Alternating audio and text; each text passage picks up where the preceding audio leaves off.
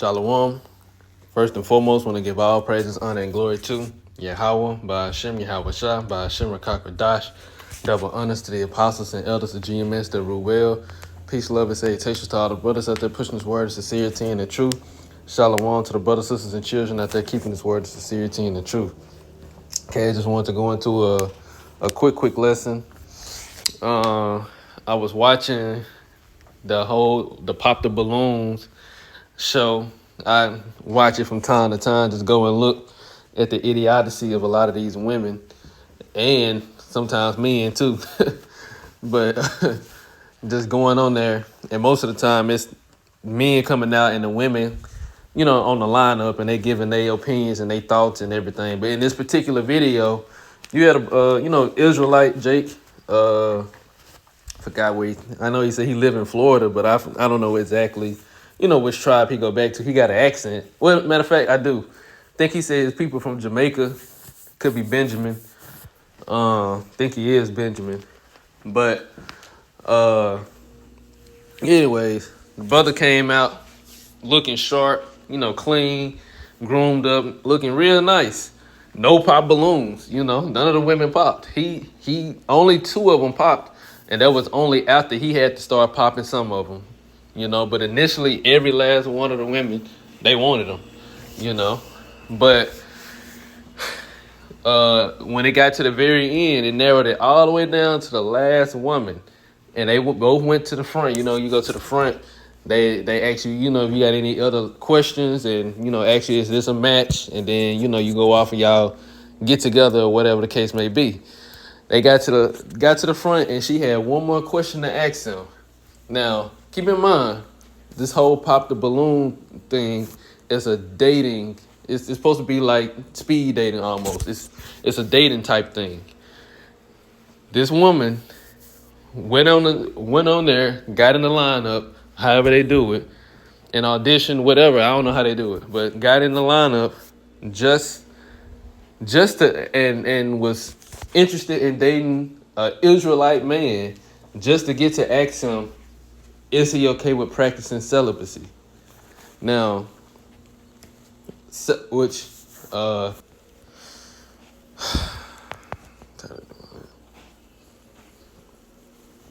all right, this is the definition for celibacy.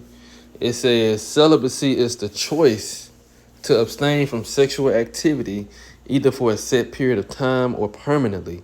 It can also refer to the state of being unmarried, which makes sense because sex is marriage. How can you be unmarried? How can you be practicing celibacy and married? It doesn't make sense. According to the Bible, according to how the Most High set everything up, sex is marriage. So the state of being unmarried, meaning you're a woman is abstaining from sex. Or a man could be, unmarried too. He hasn't had sexual relations with a woman and vice versa. Celibacy is often associated with religion, but people choose it for a variety of reasons. I wasn't going to read this, but I'm going to read some of it. It says, celibacy has been practiced in many major religions throughout history. Now check this. It says, in ancient Greece and Rome, failure to marry could result in loss of citizenship or prosecution as a crime. And that's very interesting, Then I didn't have to look more into that.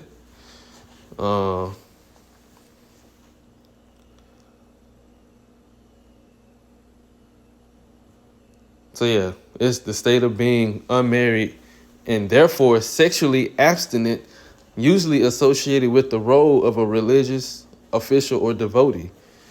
And it says, in its narrow sense, the term is applied only to those for whom the unmarried state is the result of a sacred vow, act of reunification, or religious conviction. But like it said, the state of being unmarried and therefore sexually abstinent. Now again, pop the balloon is a dating. It's set up for dating. So this woman went on the whole dating show just to get to the end and ask the man who say he's a Christian, by the way, asking him, about celibacy, which is completely off, and that's against the scriptures, because first and foremost, there's no such thing as dating. We didn't have no pop the balloon in the ancient world. There was no dating, There was no such thing as dating. Women were married off by their fathers to become wives. They were raised up to learn how to be a wife into the point in time where they were actually able to produce children, where they were able to be married off to be a wife, and then they would go and be a wife for whoever they was married off into, or, whatever the case may be. But 9 times out of 10, they were married off to be a wife. So, and sex is all a part of that, that comes with their duties for both man and woman. And there was the only time celibacy or the act of abstaining from sex happened was when it was the Sabbath, high holy day, fasting, things of that nature. But outside of that, or a cycle, a woman's cycle, we're not supposed to have. They're not supposed to, because they're unclean. They're not supposed to have sexual relations during that time period. But after they're clean, then you can go back to having sex with them. I'm gonna start in verse 1 Corinthians chapter 7. I'm gonna read down to it. But it doesn't make sense the way this society is set up, the idiocy of a lot of people, especially when they don't know the scriptures, they don't know how things are supposed to be set up. And I'm not saying everybody, because it's just a lot of people that just don't know. They don't know. But the fact that you went to a dating setup, a whole dating setup, and you got to the end and then told this man that, you want to practice celibacy, but you're going to be in a situation or a position where you're going to be around him, and he's a man, We're men. We're going to want to have sexual relations with our woman, because in a sense, all it is how this society, which is off, is against the scriptures, but this is how it's set up. Boyfriend and girlfriend is basically, I'm just getting the ideal of how you would be if you was my wife or my husband. That's really all it is. I'm getting the idea without actually having to have that responsibility. So if all of that is the case, sex is a part of that. But this society is all backwards. Everything is turned upside down. Now, this is 1 Corinthians 7, verse 1. I'm going to read this in the AMP. It says, now as to the matters of which you wrote, it is good, beneficial, advantageous for a man not to touch a woman outside marriage.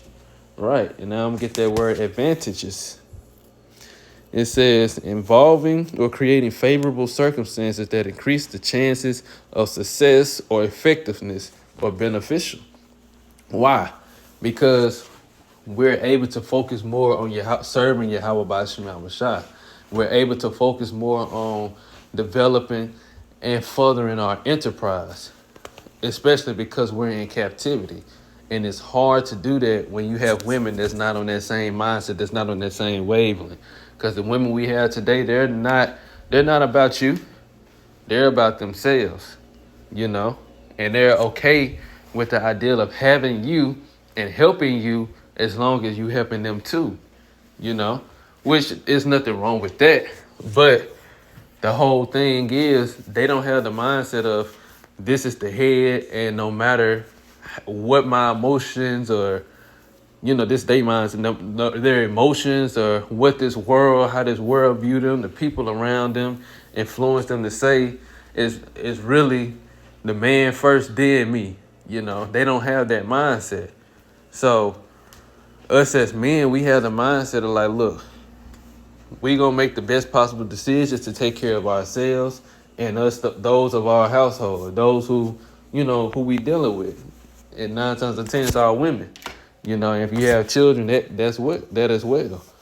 But when you or in a situation where you by yourself, it's even more successful because now you don't have to divert your time and energy. All that time and energy you have goes into you. You pour it into yourself, to better your own self.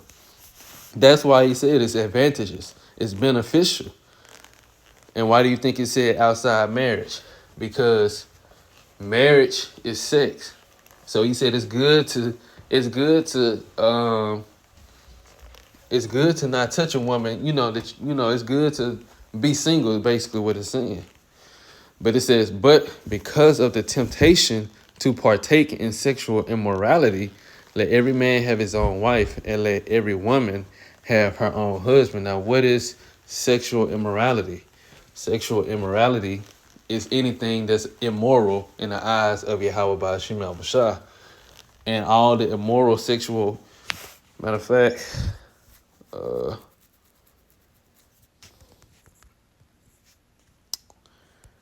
Leviticus chapter 18.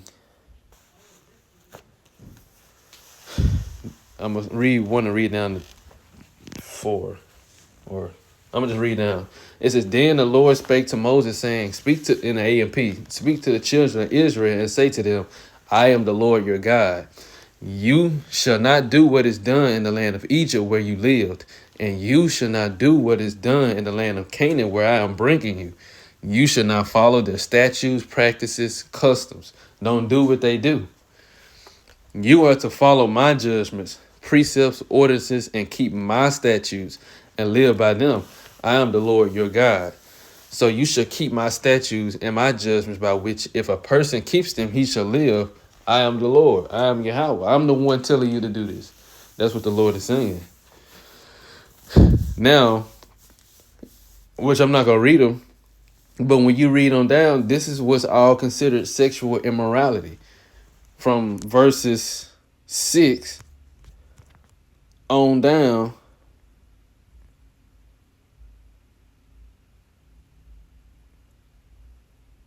And this is not the only chapter. So I'm going to just skip down. It says, I'm going to start at verse 26. But as for you, you are to keep my statutes, my judgments, precepts, and shall not commit any of these repulsive acts, neither the native born nor the stranger who lives temporarily among you. For all these repulsive acts have been done by the men who lived in the land before you, and the land has become defiled. Do none of those things, so that the land will not vomit you out, should you defile it, as it has vomited out the nation which was before you. For whoever commits any of these repulsive acts, those persons who do so shall be cut off from among their people, excluding them from the atonement made for them. Right. So keep my commandments. Do not practice any of the repulsive customs which have been practiced before you, so as not to defile yourselves by them. I am the Lord your God. You can read all the in between. So when it goes back to verse 2 in 1 Corinthians 7, it says, but because of the temptation to participate in sexual immorality, because of the society we live in, the society is wicked, and nothing is set up how it's supposed to be done. Everything is off. Everything is defiled. It said, let every man have his own wife and every woman have her own husband. The husband must fulfill his marital duty to his wife with goodwill and kindness, and likewise the wife to her husband. Right. And what is that? Meaning you got to do your role. You got to do your job as a husband and as a wife. The husband is the protector. He's the leader and he's the guider, physical and spiritual leader, protector, spiritual and physical protector, over the woman and over each other. He got to do his job. And as the woman, she is the nurturer. She is a helpmeet. This is your role. You're supposed to do this. And it said in goodwill and kindness, meaning don't be bitter to each other because you have to do your role to your husband and to your wife. The wife does not have exclusive authority over her own body, but the husband shares with her. And likewise, the husband does not have exclusive authority over his body, but the wife shares with him. And what does that mean? That means you have to take care of each other's sexual needs. And he goes more into it in verse 5. It says, but do not deprive each other of marital rights, except perhaps by mutual consent for a time, like fasting, so that you may devote yourselves unhindered to prayer, but come again so that Satan will not tempt you to sin because of your lack of control. I'm going to read that in a couple translations, but this is the KJV. Defraud ye not one the other, except it be with one consent for a time, that ye may give yourselves to fasting and prayer, and come together again, that Satan tempt you not for your inconsistency. Consistency, yeah. This is the NLT. Do not deprive each other of sexual relations unless you both agree to refrain from sexual intimacy for a limited time, so that you can give yourselves more completely for prayer. Afterward, you shall come again.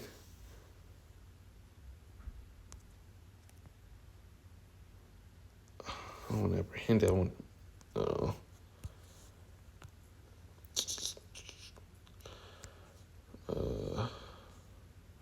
Let's see. Verse 5, do not deprive each other of sexual relations unless you both agree to refrain from sexual intimacy for a limited time, so you can give yourselves more completely to prayer. Afterward, you shall come together again, so that Satan won't be able to tempt you because of your lack of self-control. Right. All of this is written in the scriptures. So even though you're not in a situation of husband and wife, and according to this society, which is no such thing as boyfriend and girlfriend or dating, it's no such thing as that. But because of this society, you have that in existence temporarily until the Lord destroys this. So, but regardless, it's still man and wife. Still man and woman dealing with each other in a form that's beyond just casual. Like you ain't just co-workers, or you ain't just somebody you see at the store or at the gym. No, y'all are having intimate relations with each other, and it's you want to build a bond, become closer to this person emotionally, psychologically, spiritually, so on and so forth. Sexually is right along with that. And in the scriptures, it tells you, if you and the woman dealing with each other, don't deprive each other of sexual needs. That has to be taken care of too, because that's going to cause something else to happen. For a man, if you deprive your wife of sexual relations, it can cause her to go commit adultery against you. And likewise with a man, if a woman depriving him of sexual relations, it can cause him to go and deal with another woman that could potentially be another man's wife committing adultery. If she's single, if the other woman is single, he does nothing wrong. But if she belongs to another man, that can cause him to commit adultery. Or even though that's lawful, not everything is expedient. So it can cause him to go deal with another woman and possibly get himself into some trouble, or just things go in a way that he didn't want it to go. He can possibly get the other woman pregnant, or like I said, he can possibly get himself into some trouble. And all he was trying to do was fulfill the desire or the needs that you were lacking as a woman, that you were supposed to do. This is why all these instructions were given, So for her to get on the dating show and get in the lineup and be the last woman that he did want, and you wait to the very end to ask about celibacy and would he do it, he was hesitant. And he said that he done it before and he cool with it, which he was lying. He was obviously, Jake, we gonna do what we gotta do. But because of his hesitation, she popped. So you wasted all that time, and all the other potential matches. He could have matched up and chose another woman. He wanted you, and you got to the very end and then popped, and then you wasted that man's time. He had to, because there was nobody that popped in the beginning, he had to pop. It was 6 of them. He had to pop 2 in the beginning, And it was a hard choice for him. He was hesitant, trying to pick which two to pop. Then after that, I think one lady popped after that, so it was three left. And then after that, he had to pop one more. So then it was two left, and then he had to pop one out of the two. But the other lady was, and this is the funny thing about it, the other lady that popped when it was just the two, she said that she went on and popped only because she thought that the other two was a better match. They looked better together.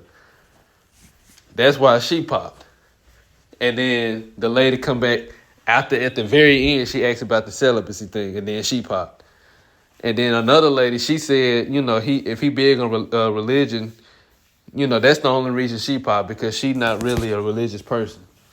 So it's these women, they're delusional, they're really delusional. That all these Israelite men that come through on that show, and they really be, like, look like they got themselves together, good job, cleaned up nice.